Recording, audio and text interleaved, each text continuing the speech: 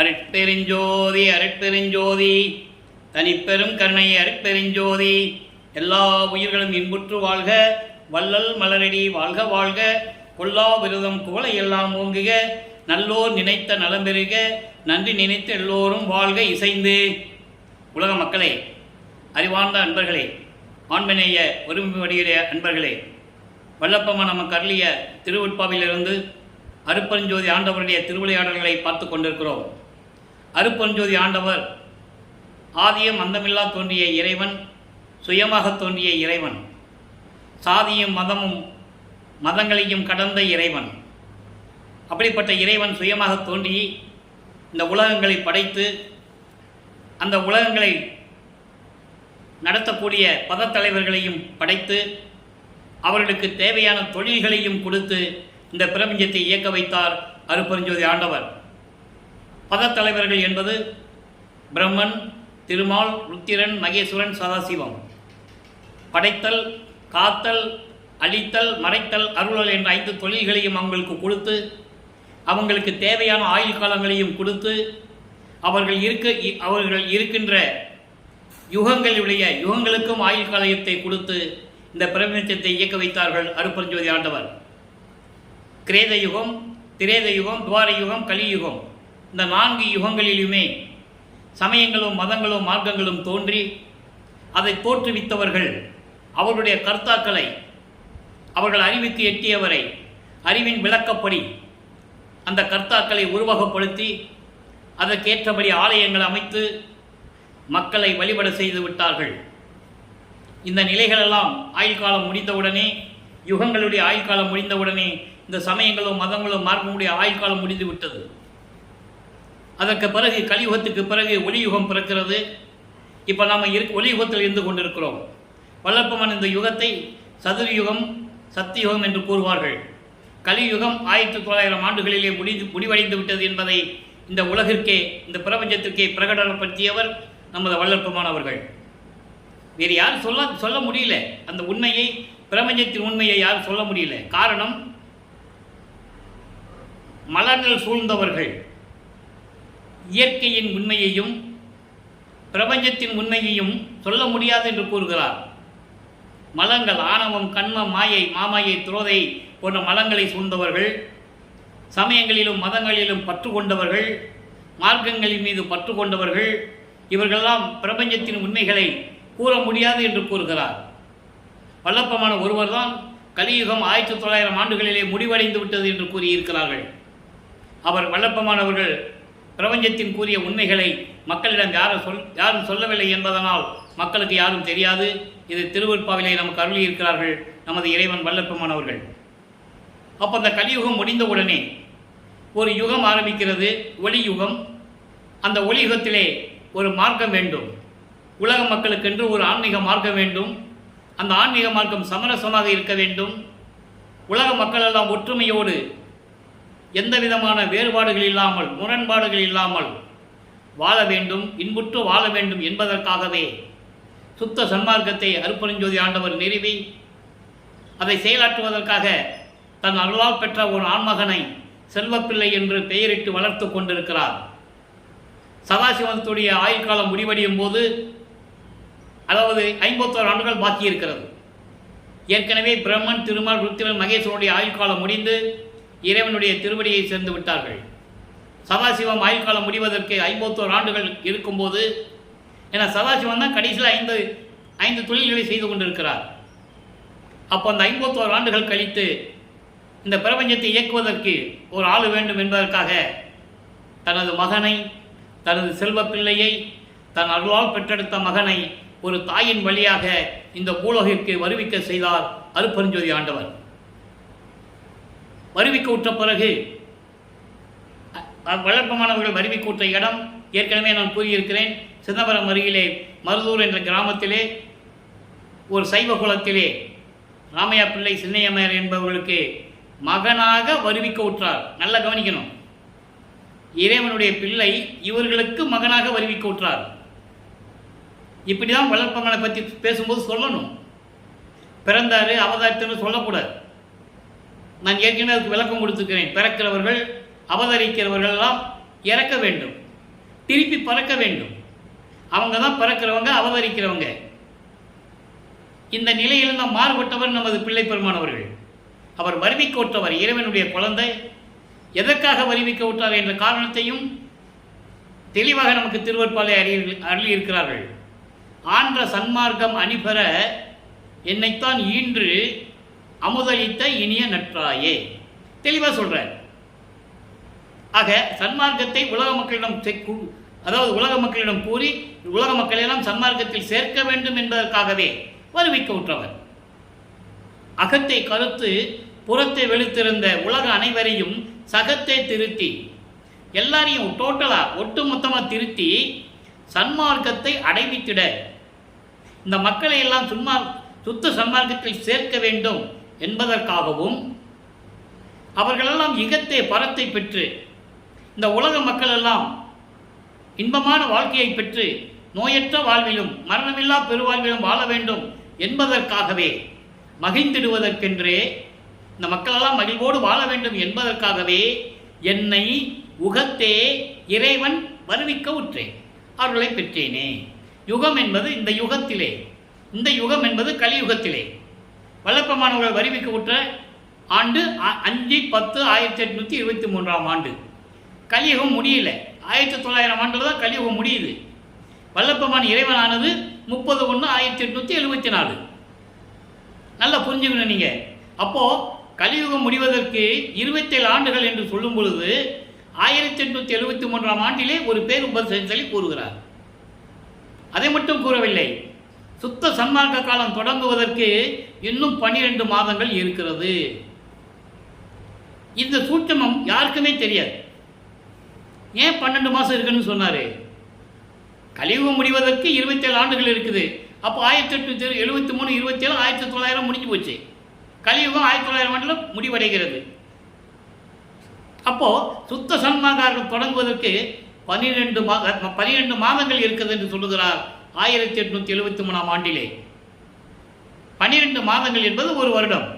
அப்போ சுத்த சன்மார்க்கம் தொடங்குவதற்கு 1874 சுத்த சன்மார்க்கம் தொடங்கும். தேதி 30/1/1874. இவர் எப்போ இறைவன் ஆகிறாரோ அப்போவே சுத்த சன்மார்க்கம் தொடங்கிவிட்டது. சமயங்களும் மதங்களும் மார்க்கங்களும் ஒளிந்து விட்டது. அந்த விளக்கத்தை தான் இன்றைக்கி நம்ம பார்க்க போகிறோம். இப்போ வல்லப்பமானவர்கள் 1823 ஆண்டு அருட்பெருஞ்சோதி ஆண்டவர் தொடங்கிய திருவிளையாடல் 1874 ஆண்டுகள் வரையும் தொடர்கிறது. 51 ஆண்டுகள். இந்த 51 ஆண்டுகள் தான் சதாசிவத்தினுடைய கடைசி ஆண்டுகள். அதுக்கப்புறம் இவர் தான் பிரபஞ்சத்தை இயக்கணும். 5 தொழிலையும் செஞ்சுட்டு பிரபஞ்சத்தை இயக்குவது வல்லப்பமான். இப்போ நம்மளையெல்லாம் படைத்தது வல்லப்பமானவர்கள் என்பதை இங்கே பதிவு செய்ய நான் கடமைப்பட்டிருக்கிறேன்.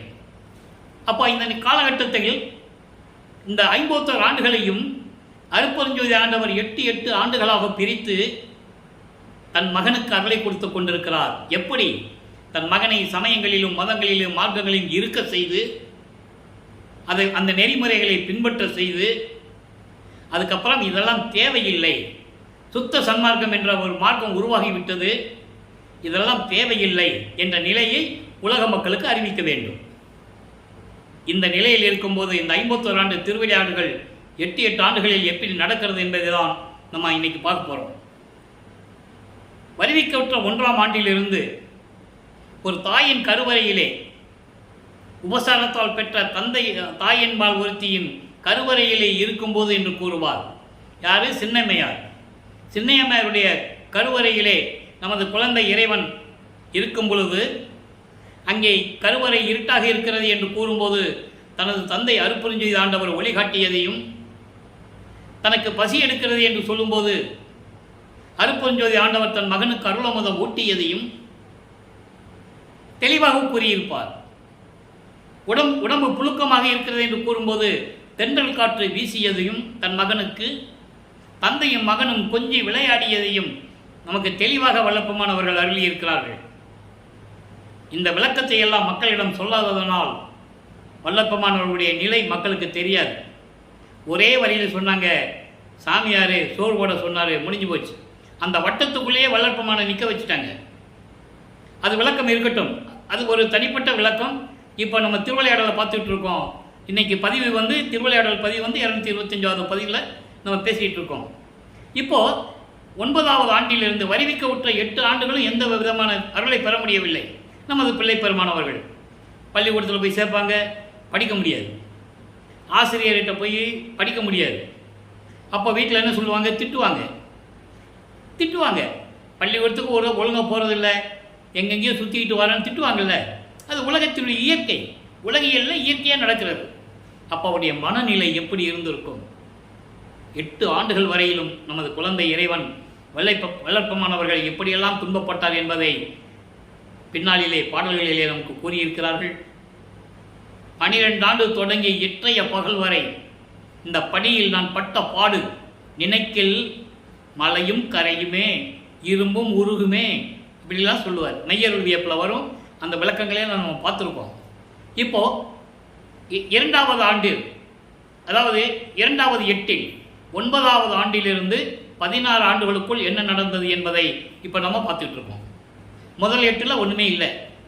2வது 8இல் 9வது ஆண்டு தொடக்கத்தில் இறைவன் மகன் முன் தோன்றி, மகனே, நீ என்னால் வருவிக்க உற்றவன், ஞானத்தை கொடுக்கிறேன், பெற்றுக்கொள், மற்ற அருள்களை எல்லாம் முன்பருவம் பின்பருவம் காட்டி உனக்கு அருள் செய்வேன் என்று சொல்லி மறைந்து விடுகிறார்.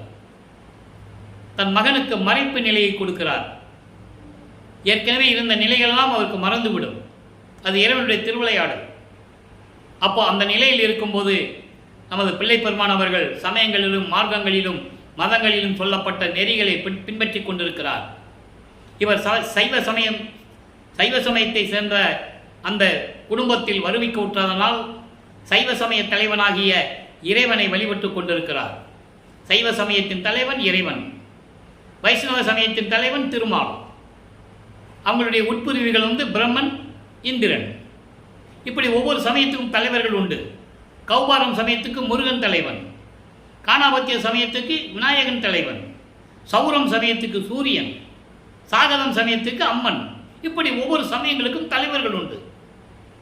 அவர்கள் தலைவர்களை வணங்கும் போது அந்த சமயத்தில் என்ன நெறிகள் சொல்லப்பட்டதோ அதை பின்பற்றி கொண்டிருப்பார்கள். அதுபோல நமது பிள்ளை பெருமானவர்கள் சைவ சமயத்தில் இருந்ததனால் நல்ல கவனிக்கணும்.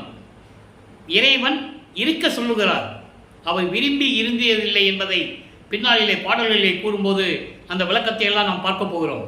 அவர் விரும்பி சமயங்களில் இருந்ததில்லை, ஆனால் இருக்க செய்தார் ஆண்டவர். அந்த நிலையில் இருக்கும்போது இவரும் திருநூறு பூசிக்கொண்டு உத்திராட்ச மாலையை போட்டுக்கொண்டு தியாகராஜ பெருமானே, சிவபெருமானே, நமச்சிவாயா, சிவாய நம என்று வழிபட்டு கொண்டிருக்கிறார்.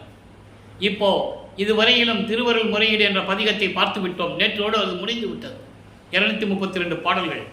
அந்த 232 பாடலுடைய சுருக்கம் என்னவென்றால், நல்லா கவனிக்கணும். இப்போ வல்லப்பமானவர்கள் 2வது எட்டில் இருந்து கொண்டிருக்கிறார். 9வது ஆண்டிலிருந்து 16 ஆண்டுகளுக்குள் என்ன நடந்தது? அப்போ அந்த திருவருள் முறையில் சிவபெருமானே, தியாகராஜ பெருமானே கெஞ்சி பாடுவார், ஒரு புரோஜனம் இல்லை. இப்போ வடிவுடை அம்மனை பற்றி பாடுகிறார். ஏன் தெரியுமா? உலகியலில் ஒரு சம்பவம் நடக்கும். ஒரு பிள்ளை, ஆண் பிள்ளை இருந்தாலும் சரி, பெண் பிள்ளை இருந்தாலும் சரி, அந்த இடம் காரியமாகாவிட்டால் தாயிடம் செல்லுவார்கள். தாயிடம் சென்று தங்களுடைய குறைகளை சொல்லும்போது, கவலைப்படாதே, உங்களுடைய நிலைகளை நான் தந்தையிடம் சொல்லுகிறேன் என்று சொல்லி அதை சாதித்து பிள்ளைகளுக்கு கொடுப்பாள். அந்த நிலையில் தந்தையிட்ட போய் ஒரு புரோஜனம் இல்லை, வடிவுடை அம்மனை பற்றி பாடுவோம், இப்பயாவது நமக்கு ஏதாவது விமோசனம் கிடைக்குதா அப்படின்னு சொல்லி வடிவுடை அம்மன் பற்றி பாடுவார். 100 பாடல்கள் கொண்டது. ஒவ்வொரு பாடலிலும் எப்படி வடிவுடை அம்மனை பற்றி பாடுகிறார் என்ற நிலையை தான் நாம் பார்த்து கொண்டிருக்கிறோம். நல்லா கவனிக்கணும். இப்போ வடிவுடை மாணிக்க மாலை பதிகம் 7, வடிவுடை மாணிக்க மாலை 1வது பாடல். தந்தையை பற்றி பாடி எந்த புரோஜனம் இல்லை. இப்போ தாயை பற்றி பாடுகிறார். வடிவுடை அம்மன் மாணிக்க மாலை, வடிவுடை மாணிக்க மாலை. திருவொற்றிற்கு போனீங்கன்னா அங்கே இருக்கிற சிவபெருமானுக்கு பெயர் தியாகராஜன், அவருடைய மனைவியார் துணைவியார் பெயர் வந்து வடிவுடை அம்மாள். இப்படி ஒவ்வொரு இடத்துக்கும் ஒரு பேர் உண்டு. மதுரைக்கு போனால் சொக்கநாதன் மீனாட்சி, திருவாரூருக்கு போனாலும் தியாகராஜனும் மாணிக்கவல்லி. இப்படி ஒவ்வொரு இடத்துக்கும் சிவபெருமான் பேரும் அதுக்கேற்றபடி துணைவியார் பேரும் மாறும். ஆனால் அருட்பெருஞ்சோதி ஆண்டவர் ஒரே இறைவன், ஒரே பெயர். சுத்த சன்மார்க்கத்தினுடைய இறைவன், சுத்த சன்மார்க்கத்தின் தலைவன், அவருடைய துணைவியார் பெயர் சிவகாமி வள்ளி. இதுதான் நிலை, திருவருட்பாவை கண்ட உண்மை, இதுதான் சத்தியம். அப்போ இந்த நிலையில் இருக்கும்போது வடிவுடை மாணிக்கமாலை எப்படி உருவாகிறது, எப்படி பாடுகிறார் என்று நாம் பார்க்க போகிறோம். பாடலை நல்லா கவனிங்க. வல்லப்பமான் அவர்கள் 2வது எட்டில் இருந்து கொண்டிருக்கிறார். 9வது ஆண்டிலிருந்து 16 ஆண்டுகளுக்குள் என்ன நடந்தது? கடல் அமுதே, செங்கரும்பே, அருள் கற்ப கனியே, உடல் உயிரே, உயிருக்குள் உணர்வே, உணர்வுள் ஒளியே போற்றி பாடுகிறார். தேவரை சிவபெருமானை பற்றி பாடி புரோஜனம் இல்லை, அம்மனை பற்றி பாடுகிறார். ஒளியே, அடல் விடையார் ஒற்றியூர் இடம் கொண்ட அருமருந்தே, மடல் அவில் ஞான மலரே, வடிவுடை மாணிக்கமே, அருளுகவே. அருளுகவே என்றது சூட்சமமான விளக்கம். பாடலில் அந்த வரி வராது. அம்மனை பற்றி பாடிட்டு அருள வேண்டும் என்று கூறுவார். அப்போ அந்த அம்மையாரை கடல் அமுது போன்ற தாயே, செங்கரும்பே, அருள் கற்பக கனியே, உடலே உயிரே, உயிருக்குள் உணர்வே, உணர்வுள் ஒளியே, அடல் விடையார் ஒற்றியார் இடம் கொண்ட அருமருந்தே. திருவொற்றியூர் என்ற தலத்திலே இறைவனுடைய இடது பக்கத்திலே அமர்ந்து கொண்டிருக்கின்ற காலை வாகனம் மீது அமர்ந்து கொண்டு காட்சியளித்துக் கொண்டிருக்கின்ற அருமருந்தே, என் தாயே, மடல் அவில் ஞான மலரே, வடிவுடை மாணிக்கமே, பூரண அருளுடைய, அதாவது மலர்ந்த புத்தம் புது மலரிலே வருகின்ற மனம் போல வீசிக்கொண்டிருக்கின்ற என்று பொருள். என்ன அர்த்தம்? பரிபூரணமான அருளை கொண்டிருக்கின்ற ஞான மலரே, வடிவுடை மாணிக்கமே என்று கூறுகிறார். விரைவில் வந்து எனக்கு அருள வேண்டும் என்று கூறுகிறார். இப்போ இந்த நிலை தொடர்ந்து கொண்டிருக்கிறது. இவர் ஞானத்தை பெற்ற பிறகு 13வது ஆண்டு, வருவிக்கவுற்று 13வது ஆண்டிலே நமது குழந்தை இறைவன் சென்னையிலே ஏழுகணர் பகுதியிலிருந்து திருவொற்றியூருக்கு தியாகராஜ பெருமானை முதலாக அங்கே பார்க்க செல்லுகிறார். 2ஆம் திருமுறை உருவாகிறது. 2ஆம் திருமுறையிலே 20வது பதிகம் எழுத்து அறியும் பெருமான் மாலை. இந்த இன்னைக்கு இனிமே வரதான் எல்லாம் மாலைகளாக வரும். அங்கே வடிவுடை மாணிக்க மாலையை பாடிட்டு 2ஆம் திருமுறை உருவாகிறது. மொத்தம் 113 பதிகங்கள். ஏற்கனவே நம்ம 20வது பதிகம் நிலுவையில் இருந்தது. அதை இந்த காலகட்டத்தில் சொன்னால்தான் அது சரியாக இருக்கின்றதாக இப்போ அந்த பதியத்தை நம்ம எடுத்திருக்கோம். எழுத்தறியும் பெருமான் மாலை. எழுத்தறியும் பெருமான் மாலை அப்படின்னா எல்லா அருளையும் கொண்டு இறைவன் மட்டுமல்ல, ஒவ்வொரு உயிரினங்களுடைய வாழ்க்கை முறையையும் நடைமுறையையும் அறிந்து கொண்டவன் உயிரினங்களை எழுத்து தலையெழுத்துன்னு சொல்லுவாங்கல்ல. உன் தலையெழுத்தை யாரால பார்க்க முடியும்னு சொல்லுவாங்கல்ல, அப்படிப்பட்ட தலையெழுத்தை அறியக்கூடிய இறைவன். எழுத்தறியும் பெருமான் மாலை. இன்று 1வது பாடல் நல்லா கவனிங்க. அதாவது ஒவ்வொரு 8 ஆண்டுகளுக்குள்ளும் அவருடைய நிலை மாறுகிறது. எப்படி மாறுகிறது என்பதை தான் ஒவ்வொரு திருமுறையிலிருந்து பார்த்து கொண்டிருக்கிறோம். கதையாக சொல்லலாம், புராணங்களிலும் காவியங்களிலும் வர கதை, அதுவெல்லாம் கதையாக சொல்லலாம். சில இடங்களில் கற்பனையாக இருக்கும், நகைச்சுவையாகவும் இருக்கும். இது அப்படி அல்ல. திருவருட்பா வந்து இறைவனால் அருளப்பட்டது. மீதியெல்லாம் அந்தந்த காலகட்டத்தில் நடந்தது. சமயக்குறவர்களாகிய திருநாவுக்கரசர், ஞானசம்பந்தர், சுந்தரர், மாணிக்கவாசகர் அவர்களும் இறைவனை பற்றி பாடியிருக்கிறார்கள். திருமுறைகள் உருவாகி இருக்கின்றன. அதான உண்மை. ஆனால் இறைவன் அருளை பெற்றுக்கொண்டு இறைவனிடம் அருளை பெற்றுக்கொண்டு பாடி புகழ் பெற்று முக்தி அடைந்தவர்கள். திருவருட்பா இறைவனாவே எழுதியது. அதுதான் திருவருட்பாவுடைய சிறந்த அம்சம். அப்போ இந்த நிலையில் இருக்கும்போது எழுத்தறியும் பெருமான் மாலையில் என்ன சொல்றாரு? 2ஆம் திருமுறை பதிகம் 20 1வது பாடல். முதல்ல சிவபெருமானை பற்றி பாடுவார், எந்த புரோஜனங்கள்னு சொல்லி வடிவுடை மாளிகை பற்றி பாடுவார். ஆனால் திருவொற்றியூருக்கு போன பிறகு இப்போ தியாகராஜ பெருமானை பற்றி எப்படி சொல்றாரு? சிந்தை மயங்கி தியங்குகின்ற நாயேனே, முந்தை வினை தொலைத்து உன் மெய்கழலுக்கு ஆள் ஆக்காதே, நிந்தை உறும் நோயால் நிகழ வைத்தல் நீதியதோ. எந்தை நீ ஒற்றி எழுத்தறியும் பெருமானே, எல்லா உயிர்களுடைய தலையெழுத்து அறியக்கூடிய பெருமானே என்று சொல்லுகிறார். எந்த காலகட்டங்களில் எது எது உயிரினங்களுக்கு கொடுக்க வேண்டும் என்ற நிலை உனக்கு மட்டும்தானே தெரியும் என்ற நிலையில் இருந்து கொண்டு இந்த பாடலை நமக்கு அருளி இருக்கிறார்கள். பாடலுடைய விளக்கம் பாருங்க. சிந்தை மயங்கி, மனம் மயங்கி உலகியல் வாழ்க்கையிலே நடக்கின்ற இந்த நாயினேனை உன்னிடம் இருந்த செல்வப்பிள்ளை நான் இந்த உலகிற்கு வருவிக்க செய்துவிட்டு, நல்லா கவனிக்கணும், இப்போ எதுக்காக வருவிக்க விட்டார் என்ற நிலை அவருக்கு தெரியாது. சுத்த சன்மார்க்கம் இருக்கிறது அவருக்கு தெரியாது. 33வது ஆண்டில் தான் அவருக்கு சுத்த சன்மார்க்கம் இருக்கிறது தெரியும். அருட்பெருஞ்சோதி ஆண்டவர் யாருன்னு தெரியும். இது திருவருட்பாவில் கண்ட உண்மைகள். இப்போ இந்த நிலைகள்லாம் மாறும்போது தான் அதை நம்ம இன்னைக்கு பார்க்க போகிறோம். இப்போ சிவபெருமான் தான் இறைவன் சொல்லிட்டு சைவ சமயத்தில் இருந்து கொண்டு இறைவனை வேண்டிக் கொண்டிருக்கிறார். மனம் மயங்கி உலகியல் வாழ்க்கையிலே, அந்த உலகியல் வாழ்க்கையிலே செயல்களிலே ஈடுபட்டு கொண்டிருக்கின்ற இந்த நாய் போன்றவனை முந்தை வினை தொலைத்து, நல்லா கவனிக்கணும், முந்தை வினை தொலைத்து, இவர் ஒவ்வொரு யுகத்திலையும் இருந்தவர். அதை எல்லா பாடல்களிலும் நமக்கு எந்தெந்த பாடல் கூறியிருக்கார் என்ற விளக்கத்தை கூட நான் கூறியிருக்கிறேன். அகவலிலே தெளிவாக நீங்கள் படித்திருக்கலாம். ஊழிதோறும் ஊழி உளப்புறாது ஓங்கி வாலி என்று எனக்கு வைத்த நன்னிதியே. தந்தை மகனுக்கு சொல்றாராம், நீ ஒவ்வொரு யுகத்திலையும் அழியாமல் இருந்து கொண்டு நீ வாழ்வாயாக, வாழ்க என்று சொல்லி என் தந்தை எனக்கு அருள் செய்தார் என்று கூறுவார். ஊழிதோறு ஊழி உளவினும் அழியா உடம்பை அளித்தனன் என்று ஒரு இடத்திலே கூறுவார். ஊழிதோறும் ஊழி உயிர் தலைத்து ஓங்கினன் என்று கூறுவார். 7 கடல் அவத்தைகளை நீக்கும் போது நான் ஒவ்வொரு யுகத்திலையும் இருந்தேன் என்று சொல்லுவார். 7 வகையான பிறப்பு இறப்புகளிலிருந்து நான் நீங்கிவிட்டேன் என்று கூறுவார். அந்த பாடலுடைய விளக்கங்களை எல்லாம் பார்த்து விட்டோம். முந்தை வினை என்பது அதற்காக தான் சொல்ல வந்தேன். முந்தை வினை என்பது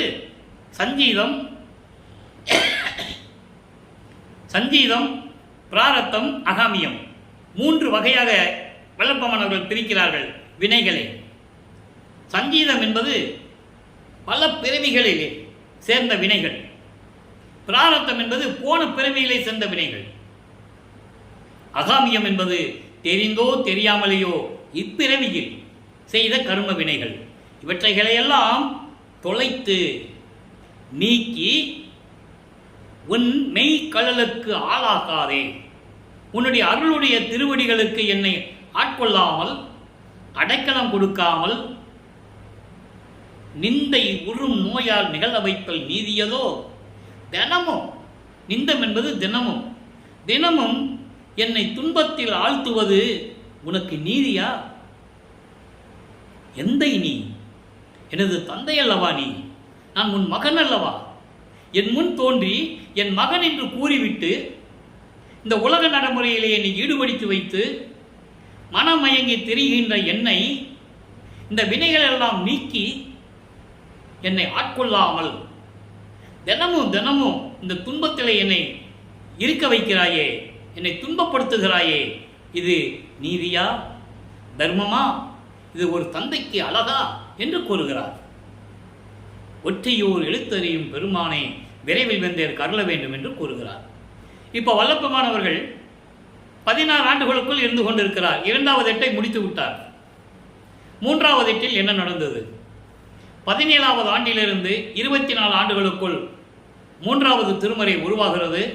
மொத்தம் 19 பதிகங்கள், 235 பாடல்கள், எல்லா விளக்கங்களையும் பார்த்து விட்டோம். 19 பதிகங்களிலும் திருவொற்றியூர் செல்ல வேண்டியது, தியாகராஜனை பற்றி பாட வேண்டியது, எந்த அருளையும் பெற முடியவில்லை. திருமுல்லை வாயிலுக்கு போக வேண்டியது, அங்கேயும் மாசிலாமணி உருக வேண்டியது, அருளை பெற முடியவில்லை. நல்லா கவனிக்கணும் மக்களே. இறைவனால் வருவிக்கூற்ற மகன் என்று தெரியும். இறைவன் அருளை கொடுக்கவில்லை என்று எப்படி பாடுபடுகிறார், எப்படி மனம் நொந்து துன்பப்படுகிறார் என்பதை தான் நாம் பார்த்து கொண்டிருக்கிறோம். உலகியலிலே அவர் பட்ட துன்பங்கள் கொஞ்சம் நஞ்சமல்ல. இறைவனால் வருவிக்கூற்ற மகன் என்று தெரிந்தும் கூட வெளியே சொல்ல முடியாது. யாராவது திட்டினாலும் ஏசினாலும் நான் இறைவன் மகன் என்று சொல்ல முடியாது. காலத்தின் கட்டாயம். அதுக்கப்புறம் திருவள்ளித்தாயத்தில் போய் வேண்டுவார், ஒரு புரோஜனம் இல்லை. அதுக்கப்புறம் நாரையும் கிளிகளையும் தூது அனுப்பி பார்ப்பார். நம்ம போனால் தான் பேச மாட்டேன்றாரு. தூது அனுப்புவோம் என்ற நிலையிலிருந்து கொண்டு எல்லாம் பாடல்களை இயற்றினார்கள். அதையும் பார்த்து விட்டோம். உலகியலிலே குடும்பத்தில் கஷ்டம் வந்தால் என்ன பண்ணுவாங்க? ஜோசியம் பார்க்க போவாங்க, குறைச்சி பெண்ணிடம் போய் குறி கேட்க போவாங்க. அந்த நிலையிலும் இருந்து கொண்டு குறைச்சி பெண்ணிடம் போய் குறி கேட்பதும், ஒரு ஜோசியம் பார்க்குறவற்றை ஜாதகம் சொல்லுவதும், இப்படியெல்லாம் பார்த்து விட்டோம். இறுதியாக சிவபெருமான், தியாகராஜ பெருமான் இவரை பார்த்து திருவழியாக ஓடுனதையும், இவர் பின்னால் ஓடி போய் ஓட்டத்தை பிடிக்கவில்லை, இப்படியெல்லாம் இறைவன் என்னை பாடாப்படுத்துகிறான், என் நடந்து நடந்து ஓடி ஓடி கால்கள் தான் வலிக்கிறது என்று கூறியதையும் இந்த திருவிளையாடல்களெல்லாம் பார்த்து விட்டோம். அதுக்கடுத்து 4ஆம் திருமுறையும் பார்த்து விட்டோம். இப்போ வல்லப்பமானவர்கள் 4வது எட்டில் இருக்கும்போது 25வது ஆண்டிலிருந்து வருவிக்க உற்று 25வது ஆண்டிலிருந்து, நான் ஏன் வருவிக்க உற்ற ஆண்டிலிருந்து சொல்கிறேன் என்றால், வல்லப்பமானுக்கு வயது இல்லை. வல்லப்பமானை பற்றி கூறும்போது அவருக்கு இத்தனை வயதுன்னு சொல்லக்கூடாது, சொல்லவே கூடாது. சமயங்களிலும் புராணங்களில் வர தலைவர்களை பற்றிலாம் வயசு சொன்னாங்களா? சொல்லல. முருகனுக்கு இத்தனை வயசாக இருக்கும்போது, பிள்ளையாருக்கு இத்தனை வயசாக இருக்கும்போது எல்லாம் சொன்னாங்களா? இல்லை. அதே போலதான் அவர்களெல்லாம் சிவபெருமான அருளை பெற்று உருவானவர்கள். இவர் அருப்பெருஞ்சோதி ஆண்டவரால் அவருடைய அருளால் உருவாக்கப்பட்ட ஒரே மகன், தெய்வ மகன், சக்தி மகன் என்பதை நான் இங்கே பதிவு செய்ய கடமைப்பட்டிருக்கிறேன். அப்போ அந்த நிலையில் இருக்கும்போது 4ஆம் திருமுறை உருவாகும் போது மொத்தம் 8 பதிகங்களை விரிவாக பார்த்து விட்டோம். அன்பு மாலை, அருப்பிரகாச மாலை, அதுக்கடுத்து பிரசாத மாலையும் 10 மாலையும் நிலுவையில் இருக்கு, நம்ம பின்னால் சொல்ல போகிறோம். அதன் பிறகு ஆனந்த மாலை, சவுந்தர மாலை, அபராத மன்னிப்பு மாலை, அதிசய மாலை, எல்லா பாடல்களில் இருக்கின்ற விளக்கங்களை பார்த்து விட்டோம். அந்த விளக்கங்களுடைய ஒரு சுருக்கம்.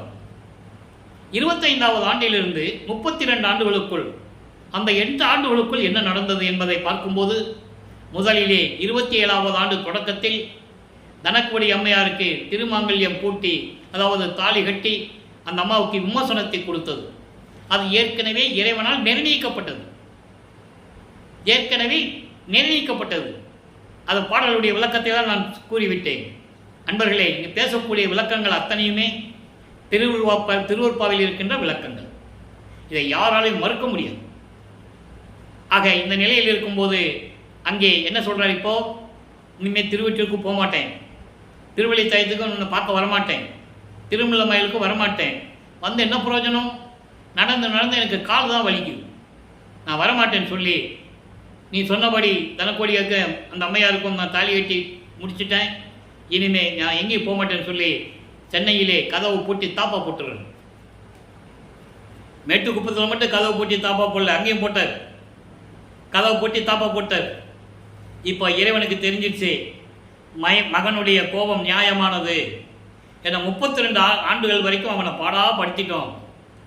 51 ஆண்டுகளில் 32 ஆண்டுகள் முடிஞ்சு போச்சு.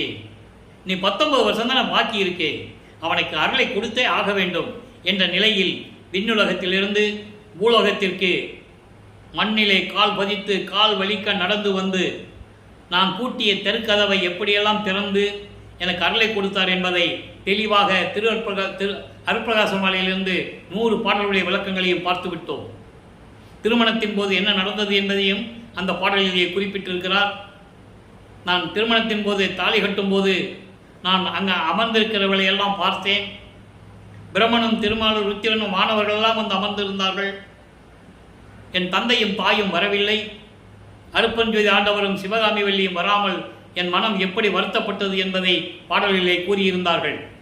அதன் பிறகு அன்று இரவே 2 குதிரை மாட்டின தேரில் அருப்பெருஞ்சாண்டவரும் சிவகாமி வள்ளியும் தன் மகனை வாழ்த்தையை எல்லாம் பாடல்களிலே கூறியதை நாம் பார்த்து விட்டோம்.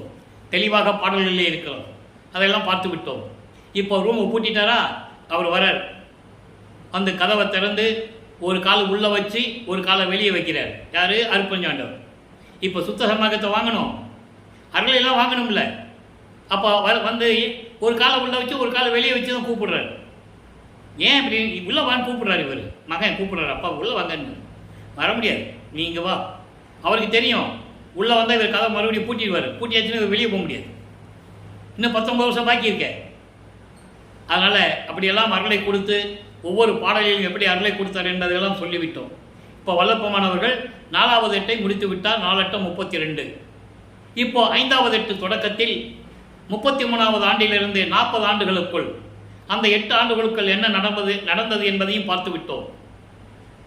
இவர் 33வது ஆண்டில் உலக வாழ்க்கையை துறந்து சமயங்களையும் மதங்களையும் மார்க்க நெறிகளை எல்லாம் விட்டுவிட்டு திருநீர் பூசுவதை விட்டுவிட்டு உத்தராட்சமாலையை தூக்கி போட்டு, ஏனால் சங்கற்ப விகற்பங்கள் அதாவது சமயங்களுடைய சங்கற்ப விகற்பங்கள் எதுவுமே இருக்கக்கூடாது. முக்கிய தடைகள் அது சுத்த சன்மார்க்கத்திற்கு. எல்லாம் உடைய அற்புதஞ்சோதி அற்புத கடவுளே, இது தொடங்கி எக்காலத்தும் சுத்த சன்மார்க்கத்தின் முக்கிய தடைகளாகிய சமயங்கள் மதங்கள் மார்க்கங்கள் என்பவற்றின் ஆசார சங்கற்ப விகற்பங்களும் வருணம் ஆசிரமம் முதலிய உலகாச்சார சங்கற்ப விகற்பங்களும் எங்கள் மனதில் பற்றா வண்ணம் அருள் செய்தல் வேண்டும் சொல்லிட்டாரா? அப்போ இதெல்லாம் இவர் நீக்கணும், நீக்கிட்டார். அப்போ சுத்த சன்மார்க்கத்தின் லட்சியமாகிய ஆன்மநேய உரிமைப்பாட்டு உரிமை சுத்த சன்மார்க்கத்தில் இருந்தால் தான் அதெல்லாம் வரும். அந்த விளக்கத்தை இன்னைக்கு நம்ம பார்க்க போகிறோம்.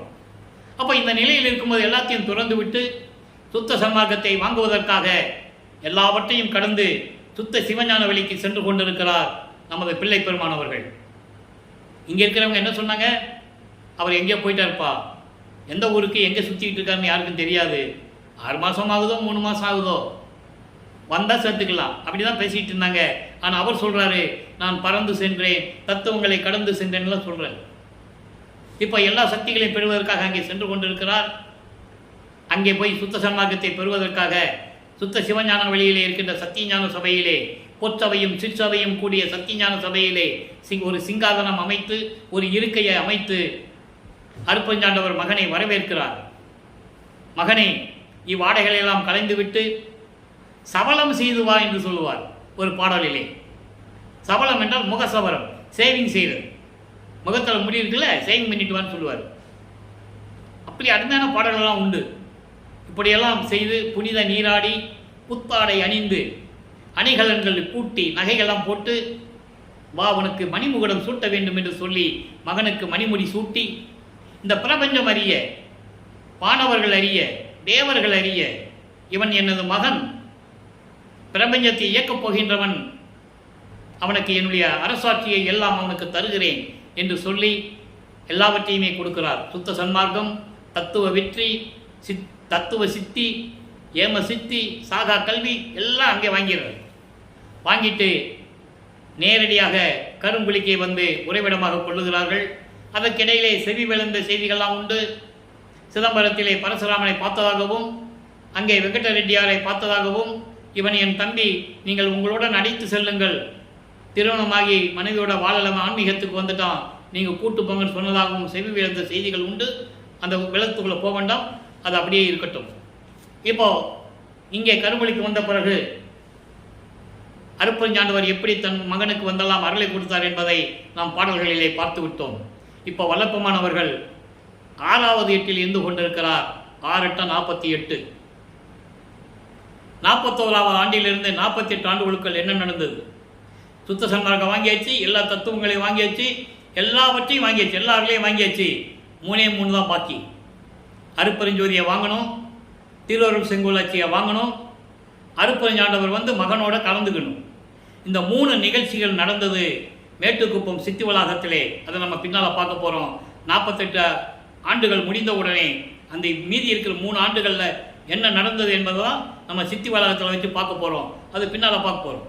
இப்போ 6வது எட்டு நடந்து கொண்டிருக்கும் போது அங்கே கருங்குழியிலிருந்து விடைபெற்று கொண்டு நமது பிள்ளை பெருமானவர்கள் பார்வதிபுரத்திலே, வடலூரிலே பார்வதிபுரத்திலே அந்த ஊர் மக்கள் தானமாக கொடுத்த இடத்திலே 23/5/1867 தர்மசாலையை நிறுவுகிறார். அன்றே தர்மசாலையை நிறுவி அன்றே அணையா அடுப்பை மூட்டி பசியோடு வருகின்றவர்களுக்கு பசியை போக்கிக் கொண்டிருக்கிறார்கள் நமது இறைவன் வல்லப்பெருமானவர்கள். அங்கே ஜீவகாரணிய ஒழுக்கம் உருவாகிறது. பசி, பிணி, தாகம், இச்சை, எளிமை, பயம், கொலை 7 பிரிவுகள் உண்டு. இந்த ஜீவகாரணிய ஒழுக்கத்தை நம்ம பின்னால் சொல்ல போகிறோம். எப்போ வல்லப்பெருமானவர்கள் தர்மசாலையை விட்டு மேட்டுக்குப்பம் போகிறார்களோ அப்போ அந்த ஜீவகாரணிய ஒழுக்கம் இந்த அடியானால் இந்த ஊழியன் கண்டிப்பாக உங்களுக்கு கூறுவேன், அது பின்னால் பார்த்துக்கலாம்.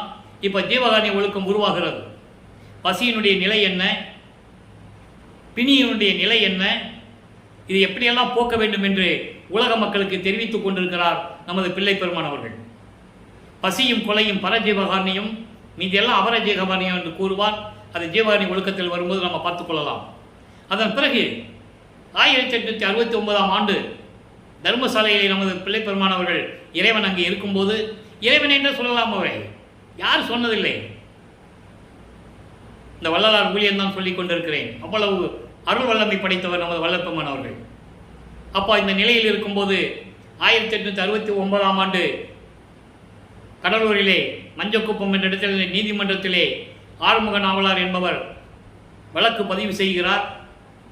வடலூரிலே இருக்கின்ற ராமலிங்க பிள்ளை என்ற ஒருவர் எந்த கல்லூரியிலையும் போய் கற்காமல், புலவர் பட்டம் பெறாமல், பாடல்களை இயற்றிக்கொண்டு சமயங்களையும் மதங்களையும் மார்க்கங்களையும் ஜாதிகளையும் சாடிக்கொண்டிருக்கிறார். அதை திருவருப்பாய் என்று சொல்லிக் கொண்டிருக்கிறார். அது திரு அருப்பாய் அல்ல, மறுப்பாய் என்று அறிவிக்க வேண்டும். சமயங்களையும் மதங்களையும் மார்க்கங்களையும் ஜாதிகளையும் சார்ந்த எங்கள் மனது புண்படுகிறது, அதை மறுப்பாய் என்று அறிவிக்க வேண்டும் என்று வழக்கு. சங்கராச்சாரியர்களும் ஆதீனங்களும் மடாதிபதிகளும் ஜமீன்தார்களும் பெரிய செல்வந்தர்கள் எல்லாம் சப்போர்ட்டு தான். ஏன்னா அவங்களால் இதை விட்டு வெளியே வர முடியாது. சமயங்களையும் மதங்களையும் மார்க்கங்களையும் ஜாதிகளை விட்டு வெளியே வர முடியாது. அப்படியாவது தடை வாங்கி திருவருப்பா வெளியே வராமல் செய்யணும். அந்த முடிவோட வழக்கு பதிவு செய்திருந்தார்கள். வழக்கு விசாரணைக்கு வருகிறது. அதுக்கு முன்னால் ஒரு சின்ன விஷயம் சொல்ல கடமைப்பட்டு இருக்கிறேன். இவர் வளர்ப்பமான் போனார். போன உடனே எல்லாம் எந்திரிச்சு நின்னாங்க. வழக்கு தள்ளுபடி ஆச்சுன்னு சொல்லுவாங்க. அந்த வழக்குக்குள்ளே நம்ம போக வேண்டாம். ஒரு வழக்கு வக்காலத்து வாங்கி நீதிமன்றத்திலே வழக்கு தொடர்ந்து விட்டால் விசாரணை இல்லாமல் வழக்கினுடைய முடிவு தெரியாது. இதுதான் பேசிக்கு. ஆனால் மக்கள்கிட்ட வேறு விதமாக சொன்னாங்க. எந்திரிச்சின்னா எந்த வழக்கு தள்ளுபடி ஆகும், யோசனை பண்ணி பாருங்க.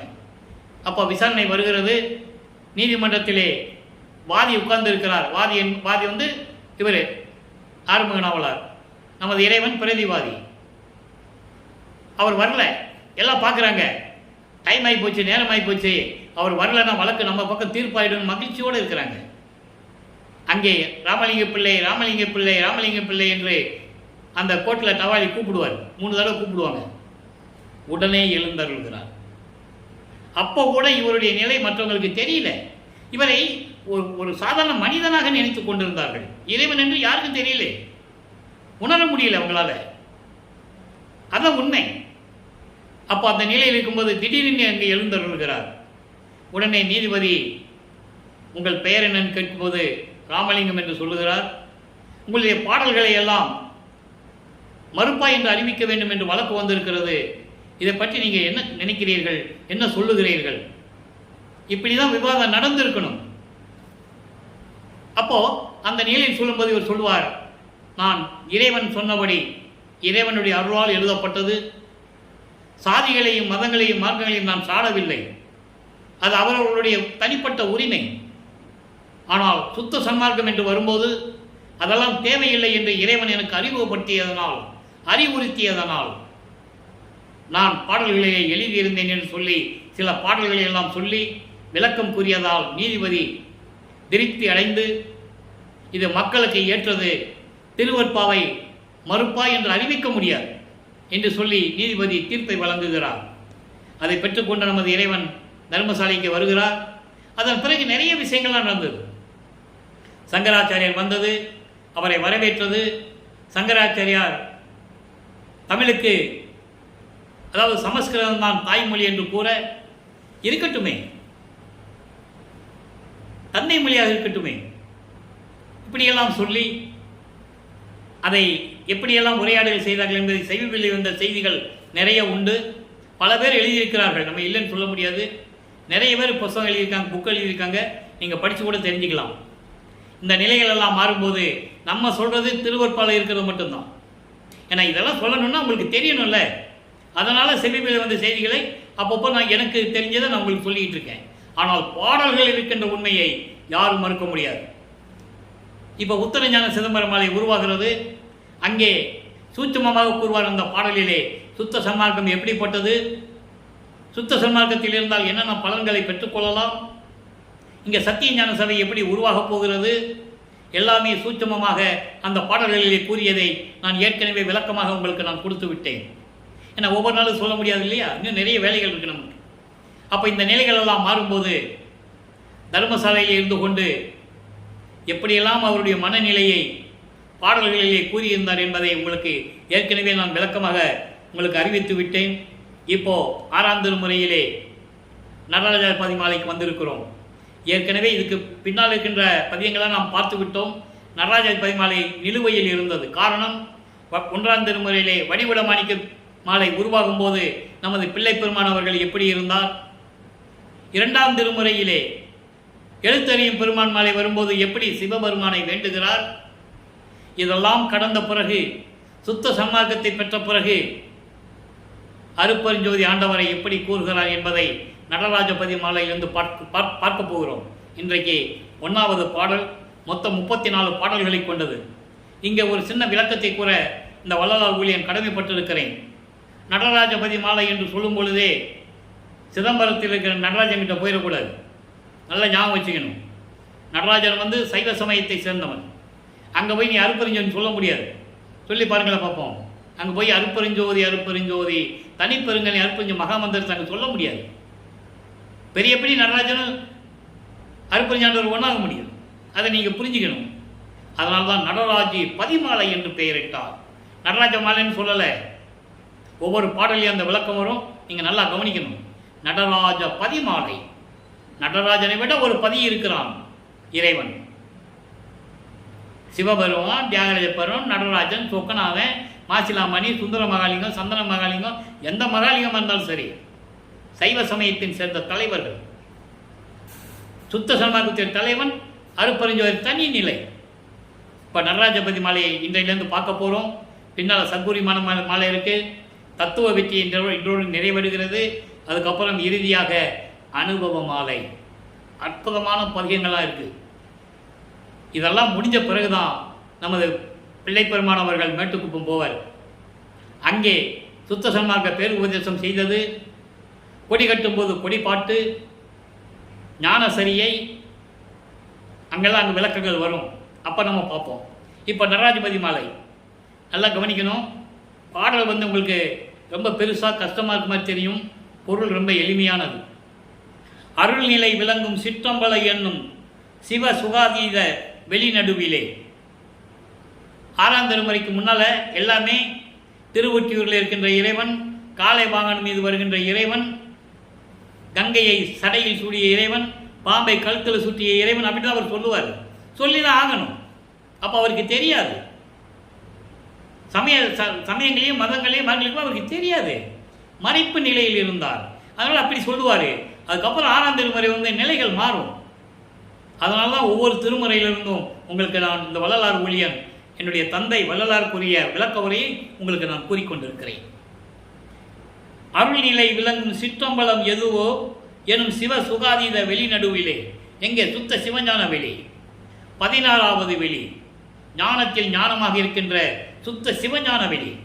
அதான் கடவுள் நிலை அறிந்து அம்மையமாகக்கூடிய இடம். யாரும் போனதில்லை எங்கே, வல்லப்பெருமானை தவிர. அப்படிப்பட்ட வெளிநடுவிலே அண்ட பகிரண்ட கோடிகளும். இந்த கோடிகள் என்பது பல பேர் பல வகையான விளக்கங்கள் அளித்திருக்கிறார்கள். கோடி என்பது கோடிக்கணக்கானது என்பது அல்ல, வகைகள். அது சில விளக்கங்கள் திருவருட்பாவில் இருக்கிறது. அந்த விளக்கத்தை நான் கூறியிருக்கிறேன். அண்ட பகிரண்ட கோடிகள் என்பது அண்டங்கள் பகிரண்டங்களுடைய வகைகள். எத்தனை வகைகள் இருக்கிறதோ அத்தனை வகைகள். பல பேர் பல விதமான விளக்கம் கொடுத்திருக்கிறார்கள். அவர்களுடைய விளக்கத்துக்கு ஏற்றபடி ஏற்றுக்கொள்ளட்டும், தவறில்லை. அது அவங்களுடைய தனிப்பட்ட உரிமை, சுதந்திரம். அண்ட அகிரண்ட கோடிகள் என்பது வகைகள். இப்படிதான் சொல்லுவார். 6 அந்த கோடிகள் என்று சொல்லுவார். 6 அந்தங்களை கோடிகள் என்று சொல்லுவார். அப்போ வகைகள் என்று அர்த்தம். கலாந்தம், யோகாந்தம், நாதாந்தம், சித்தாந்தம், வேதாந்தம், இப்படி 6 வகையான அந்தங்கள். அதை கோடிகள் என்று சொல்லுவார். ஆக கோடிகள் கிடையாது, வகைகள். அதே போல இந்த வகைகளும் சராசரம் அனைத்தும். சராசரம் என்பது அசையும் அசையாத நிலைகள் இருக்கின்ற உயிரினங்கள், பொருள்கள் எல்லாவற்றையுமே அவை ஆக்கல் முதலா, அவைகளை படைப்பதும், ஆக்கல் என்பது படைப்பது, ஆக்கல் முதலா பொருள்நிலை சத்தரோடு சித்திகள் அனந்தமும். அனந்தம் என்றால் பல வகையான சித்தர்கள் சித்திகள்லாம் இருக்கிறாங்க. அவங்களும் பொற்பொடு விளங்கி, எல்லா உயிரினங்களும் விளங்கி, அதை நடத்தக்கூடிய சத்தர்களும் சக்திகளும் சிறப்பாக விளங்கி விளங்கி ஓங்க, புறப்புறம் அகப்புறம் புறமகம் இவற்றின் மேல், அகம் அகப்புறம், புறம் புறப்புறம், இதான் ஆறமுது என்று கூறுவார். இது அண்டங்களுக்கும் உண்டு, பிண்டங்களுக்கும் உண்டு. பிண்டங்களிலே அகம் என்பது ஆன்மா, அகப்புறம் என்பது ஜீவன், புறம் என்பது ஐம்பொறிகள், கண் காது மூக்கு வாய்மை, புறப்புறம் என்பது அந்த கரணங்கள், மனம் சித்தம் புத்தி அகங்காரம். இது பிண்டங்களை சார்ந்தது. இது அசையும் பொருள்கள், அசையும் உயிரினங்கள், அசரா உயிரினங்கள் இல்லை, பொருள்கள். அண்டங்களுக்கு என்ன உண்டு? அண்டங்களிலே அகம் என்பது அக்கினி, அகப்புறம் என்பது சூரியன், புறம் என்பது சந்திரன், புறப்புறம் என்பது நட்சத்திரங்கள்.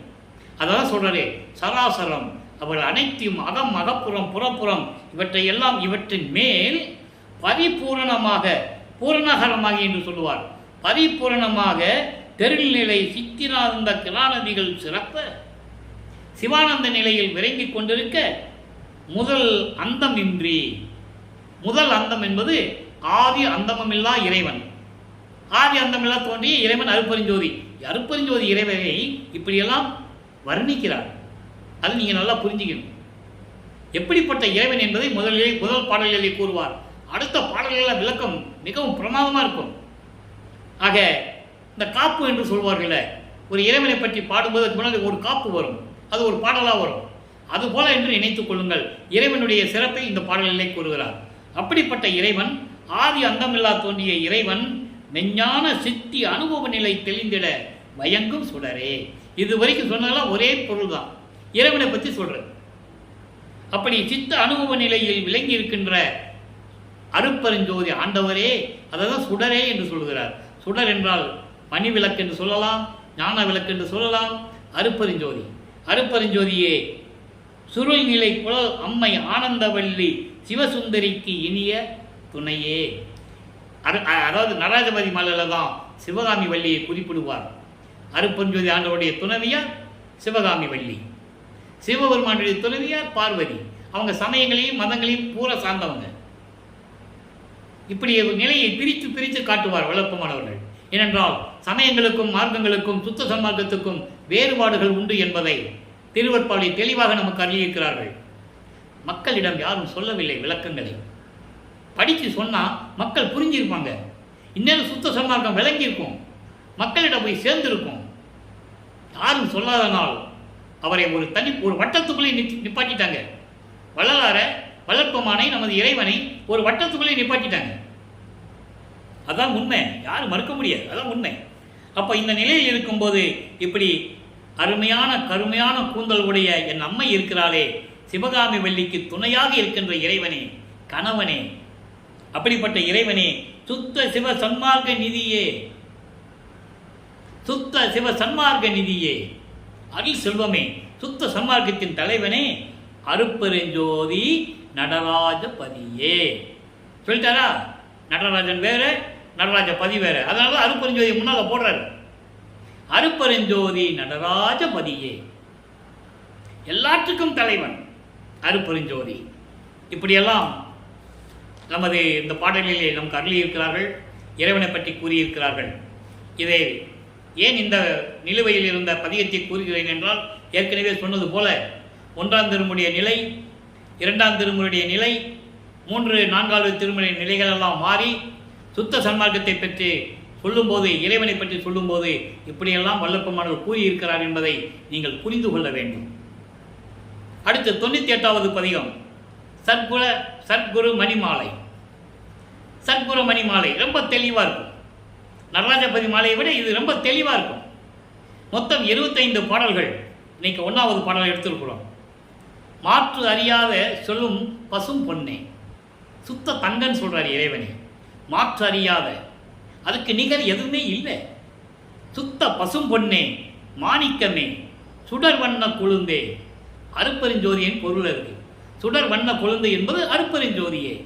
அருப்பெருஞ்சோதியே, கூற்று அறியாத பெருந்தவர் உள்ள கோயில் இருந்த குணப்பெரும் குன்றே.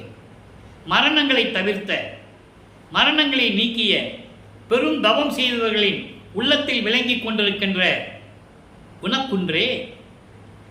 இறைவனுக்கு 8 குணங்கள் உண்டு. தன்மையத்தனாதல், தூய உடம்பினாதல், இயற்கை உணர்வினாதல், முற்றிலும் உணருதல், இயற்கையாகவே பாசங்களை நீக்குதல், முடிவில் ஆற்றல் உடைமை, பேரன்பில் இன்ப உடைமை, வரம்பில் இன்ப உடைமை, இப்படி 8 குணங்கள் உண்டு. அந்த 8 குணங்களை வைத்துதான் என் கோணமாக நம்ம சத்தியஞான சபையை நிறுவியது நமது இறைவன் வல்லப்பமான அவர்கள் என்பதை நான் பதிவு செய்ய கடமைப்பட்டிருக்கிறேன். அப்படிப்பட்ட இறைவனே, வேற்று அறியாத சிற்றம்பலக்கரியே, வேற்று அறியாத சமயங்களையும் மதங்களையும் மார்க்கங்களையும் சாராத இறைவன். அதான் வேற்று அறியாத. அதெல்லாம் அவருக்கு தெரியாது. சுத்த சன்மார்க்கம் ஒன்றுதான் இறைவனுக்கு தெரியும். வேற்று அறியாத சிற்றம்பல கனியே, பிச்சையில் வல்லவர் மெச்சும் விருந்தே.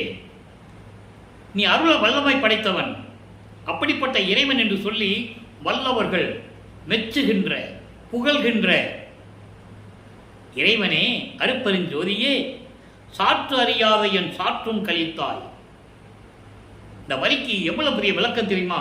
நூல் விளக்கம் சாற்று அறியாத, சாற்று நான் எதுவுமே தெரியாத நிலையில் இருந்தேன், எல்லாத்துக்கும் எனக்கு சொல்லிக் கொடுத்த அப்படிதான் சொல்ல முடியும். அப்படி அல்ல. சாற்று அறியாத என் சாற்றும் கழித்தாய். நான் எதுவும் தெரியாத நிலையில் இருக்கும்போது, சமயங்களிலும் மதங்களிலும் மார்க்கங்களிலும் நான் இருக்கும்போது எனக்கு எதுவுமே தெரியாது. அப்படிப்பட்ட என்னை முழுவதுமாக அதிலிருந்து நீக்கி சுத்த சன்மார்க்கத்தை கொடுத்து என்னை பாட வைத்து என் சாற்றும் கழித்தாய் என்று சொல்கிறார். என்னை பாட வைத்து இதெல்லாம் ஏற்றுக்கொண்டாயே.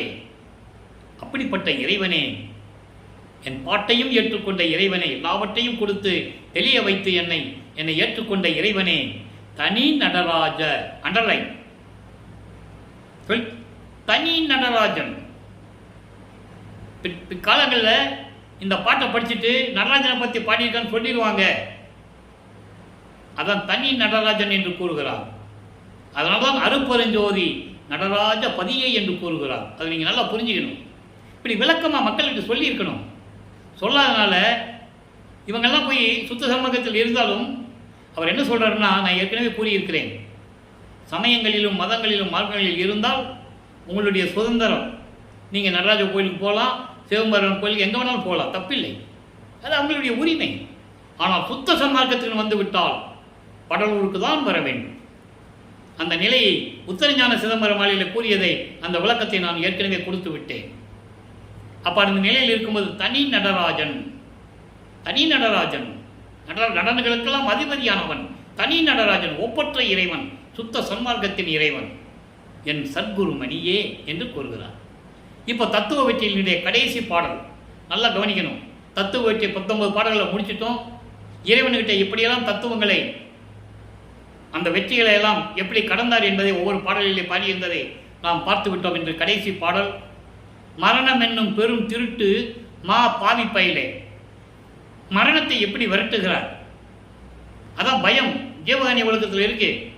அந்த விளக்கம் வரும்போது ரொம்ப தெளிவாக இருக்கும். நீங்கள் ரொம்ப தெளிவடைஞ்சிருவீங்க. பயனா எப்படின்றத அவங்க சொல்லுவார். மரணம் என்னும் மா பாவி பயலே, வையகமும் வானகமும் மற்ற அகமும் கடந்து, பூலோகமும் இன்னுலகம் மட்டுமல்ல, மீது அண்டங்களையும் பகிரண்டங்களையும் அகிலாண்டங்களையும் எல்லாம் கடந்து, எல்லாவற்றையும் கடந்து, பரணம் ஒரு பேரிருட்டு பெருநிலமும் தாண்டி, பல வகையான, அதாவது பல வகையான மரங்கள், செடிகள், கொடிகள் நிறைந்த அடர்ந்த காடு இருக்குல்ல. அதாவது பரணம் என்பது அடுக்கு என்று கூறுகிறார் வல்லப்பமான். அடுக்கடுக்கா பரணம் மேலே பாருன்னு சொல்லுவாங்கல்ல, உலகையில் சொல்லுவாங்க.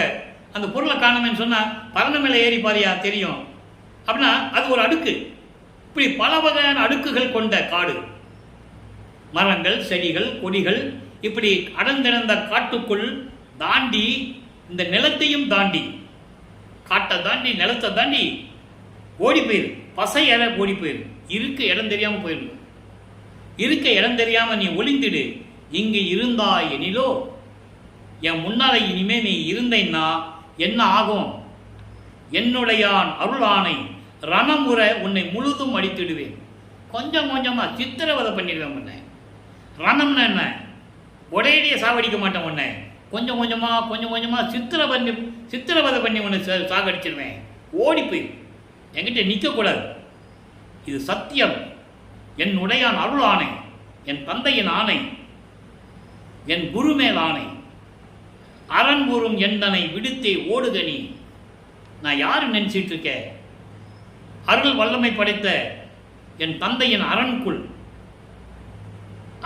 இருக்கிறேன். அவன் பாதுகாப்பில் இருக்கிறேன். நீ என்னை தொடக்கூட முடியாது. நீ நினைச்சு கூட பார்க்க முடியாது. ஓடி போயிரு, இல்லைன்னா உன்னை சாகடிச்சிருவேன். நான் தான் அருப்பெருஞ்சோதி பதியை அடைந்த பிள்ளை நானே சொல்லிட்டாரா? அருப்பெருஞ்சோதியை அடைந்த பிள்ளை நான், அவனுடைய பிள்ளை நான். ஓடி போயின்னு சொல்ற. அடுத்த ஒரு பாடல், தனித்திரளங்கள் 120வது பாடல். ஞானகர சுடரே.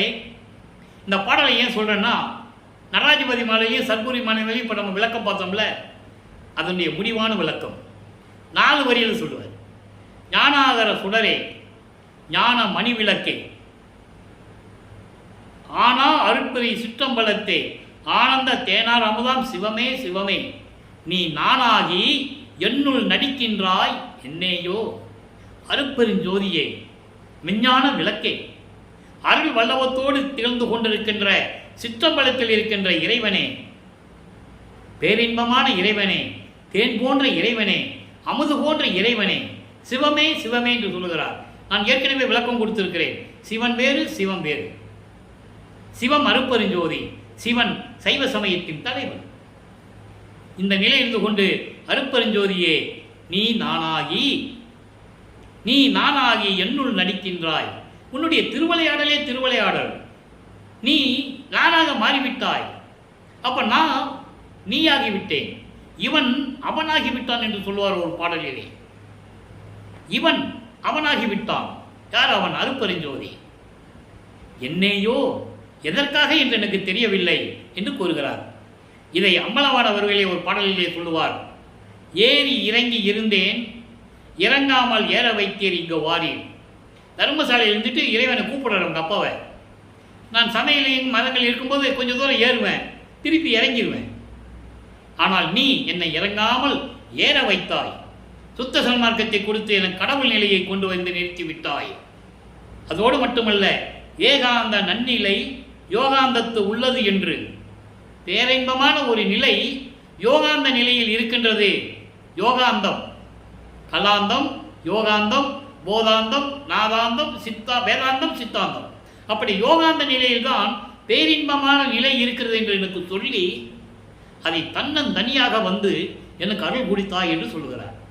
ஏகாந்தம் சொல்லி நீர் தன்னந்தனியாக வந்து யாருக்கும் தெரியாம எனக்கு மட்டும் அந்த நிலையை சொல்லி கொடுத்தாயே. உலோகத்துக்கு வாரீர் தேகாந்தம் இல்லரே. தேகாந்தம் இல்லை என்னன்னா, தேகம் இல்லாதவர், அருப்பெருஞ்சோதி வடிவில் இருக்கின்றவர், அருவமாக இருக்கின்றவர். அப்படிப்பட்ட இறைவனை வாரியன் என்று சொல்லுகிறார். அற்புதமான ஒரு மாலை, அனுபவ மாலை. 100 பாடல்களை கொண்டது. 117வது பதிகம். இன்னைக்கு 1வது பாடல். நேரம் நெருங்கி கொண்டிருக்கிறது. நல்ல கவனிங்க. பாடலை படிச்சுட்டு விளக்கத்தை சுருக்கமாக சொல்கிறேன். அம்பலத்தே திருநடஞ்சை அடிமலர் என் முடிமேல் அணிந்து கொண்டேன், அன்போடும் என் ஆறுயிருக்கு அழிந்தே, எம்பரத்தே மணக்கும் அந்த மலர் மனத்தை தோழி. இந்த 3 வரிக்கு முதல்ல வழக்கம். அதாவது ஒரு பாடலில் சொல்லுவார், நான் ஒரு திண்ணையில் படுத்திருந்தேன். இவருக்கு தெரியும் அவங்க அப்பா வருவார், அருப்பஞ்சாண்டவர் வருவார்னு தெரியும். அவருக்கும் தெரியும் மகன் வந்து முடிச்சுக்கிட்டா இருக்கான், சும்மா நடிக்கிறான்னு அவருக்கும் தெரியும். அப்போது அவர் தலை வைக்க அந்த பக்கம் அருப்பஞ்சாண்டவர் படுத்து அவர் காலை தூக்கி இவர் தலை மேலே வைப்பார். இவர் தட்டி தட்டி விடுவார். அப்படிப்பட்ட திருவடியை என் தலைமையில் நான் வைத்து கொண்டேன். என் ஆறுயிருக்கும் அன்போடும் நான் அணிந்து கொண்டேன், ஏற்றுக்கொண்டேன். அதோடு மட்டுமல்ல, எம் பரத்தே மணக்கும் அந்த மலர் மனத்தை தோழி என் உரைப்பேன். உரைக்கை என்றால் என்னளவன் என்று. எம்பரத்தை என்பது என்னிடத்தில் அந்த மலர் மனம் மணக்கிறதே, அது எப்படி வந்தது? நல்லா கவனிக்கணும். மலர் மனம், மல்லிகை மனம், சுத்த தேகத்துக்குடைய மனம், பிறவன தேகத்துக்கு திருநீறு மனம். அதை தான் நம்ம பிரசாத மாலையில் பார்க்க போகிறோம். அற்புதமாக இருக்கும். திருநீர் ஏன் வேண்டான்னு சொன்னார்? அங்கே தான் விளக்கம் இருக்குது, நம்ம பார்க்க போகிறோம். அப்போது சுத்த தேகம் மலர் மனம், பிரவண தேகம் திருநீர் மனம், ஞான தேகம் கற்பூர மனம். அப்போ என் மனம் மலர் மனம் வீசுதுன்னு நான் சொல்கிறேன்ல, நீ நம்பணும். தோழியிடம் சொல்லுவது போல உலக மக்களுக்கு சொல்கிறாரு, உலக மக்களே என்னுடைய தேகம் மலர் மனம் மணக்கிறது என்றால் நீ நம்பணும், நான் சொல்கிறத நம்பணும். அப்படிப்பட்ட இறைவனே வம்பி செய்தேன் அன்றடி. நான் வேணும்னு சொல்லலை தோழி, உலக மக்களே. ஏன்னா தோழியை தான் உலக மக்களாக சொல்லுகிறார், வர்ணனை செய்து சொல்லுகிறார். உலக மக்களை நான் வேணும்னு சொல்லலை, வம்புக்கு சொல்லலை, சண்டையிட்டு சொல்லவில்லை, வம்புக்கு சொல்லலை, வீணாகவும் சொல்லலை. நீ என் அருகே இருந்து உன் மணிநாசி அடைப்பதனை திறந்து முகந்து பார், முகந்து அறி. உலக மக்களை வாங்க, என் பக்கத்தில் வந்து நில்லுங்க. என் உடம்புல இருக்கிற மலர் மனம் உங்கள் மூக்கில் வரும், நீங்கள் உணர்ந்துக்கலாம். அதோடு மட்டுமல்ல, உண்மையாகவே இந்த பால் முதல் நாத வரை உள்ள நாட்டவரும் நன்கு முகந்தனர். நான் சென்றாலே என் உடம்பில் மல்லிகை மனம் வீசுவதை இந்த பூலோகத்தில் இருக்கிறவன் மட்டுமல்ல, நாத நிலையில் இருந்து இருக்கின்ற தேவர்கள் கூட நன்கு உணர்ந்தனர். இவன் சுத்த தேகத்தை பெற்றவன் என்று நன்கு உணர்ந்து கொண்டார்கள், வியந்தார்கள். நன்மனம் இது எனவே, இது சுத்த தேகத்தை உடையவன் தான், சுத்த தேகம் உடையவன் தான், நல்ல மனம் மல்லிகை மனம் மலர் மனம் வீசுகிறது என்று தேவர்களும் என்னை பார்த்து வியந்து கொண்டிருக்கிறார்கள். உலக மக்களே, நான் சுத்த தேகத்தை பெற்றவன் என்று அனுபவ மாலையிலே கூறுகிறார். அனுபவ மாலை என்பது தான் பெற்ற அனுபவங்களை, தான் பெற்ற அருளை, இறைவனுடைய திருவிளையாடலை உலக மக்களுக்கு தெரிவிப்பதுதான் இறுதியான மாலை, அனுபவ மாலை. மொத்தம் 150 பதிகங்களை கொண்டது 6ஆம் திருமுறை. இப்போ 147வது பதிகத்துக்கு இறுதி நிலைக்கு நம்ம வந்து கொண்டு இருக்கிறோம். இன்னும் ஒரு 3 மாதம் போகும். 100 பாடல் சொல்லணும்ல. வடிவுள்ள மாலைக்கு 100 பாடல், எழுத்தரும் பெருமான மாலை, அதுக்கு பின்னால் ஒரு மாலை இருக்குது, திருவண்ண பதிக மாலைன்னு ஒன்று இருக்குது. அப்புறம் எல்லா மாலைகளும் சொல்லும்போது 3 மாதங்கள் நிறைவடையும். அதுக்கப்புறம் தான் வளர்ப்பமானங்கள் இங்கிருந்து விடைபெற்று மேட்டுக்குப்பம் செல்லுவார். எனவே அன்பர்களே, இன்று பார்த்த திருவிளையாடல் பதிவு உங்களுக்கு விளக்கங்கள் புரிந்திருக்கும் என்று நான் கருதுகிறேன். அப்படிப்பட்ட இறை அருளை பெற்றவர் வள்ளற்பெருமான், அருப்பெருஞ்சோதி ஆண்டவரானவர். நீங்களும் சுத்த சன்மார்க்கத்தில் இணைந்து கொலையும் புலையும் தவிர்த்து அருப்பெருஞ்சோதி அருப்பெருஞ்சோதி தனிப்பெருங்கனி அருப்பெருஞ்சோதி மகாமந்திரத்தை உச்சரித்து இறைவனுடைய அருளையும் செல்வங்களை எல்லாம் பெற்று இந்த வையகத்திலே நீங்கள் வாழ்வாங்கு வாழ வேண்டும், நோயற்ற வாழ்வில் வாழ வேண்டும், மரணமில்லா பெருவாழ்வில் நீங்கள் இருக்க வேண்டும் என்று இறைவனுடைய தயவோடையும் கருணையோடைய வாழ்த்தி இந்த வள்ளலார் குடியன் விடைபெறுகிறேன். மீண்டும் நாளை சந்திப்போம். நன்றி, வணக்கம். அருட்பெருஞ்சோதி அருட்பெருஞ்சோதி தனிப்பெருங்கருணை அருட்பெருஞ்சோதி. நாளையும் இறைவனுடைய திருவிளையாடல் தொடரும். கண்டு மகிழ்ந்து இறைவனுடைய அருளை பெற்றுக்கொள்ளுங்கள்.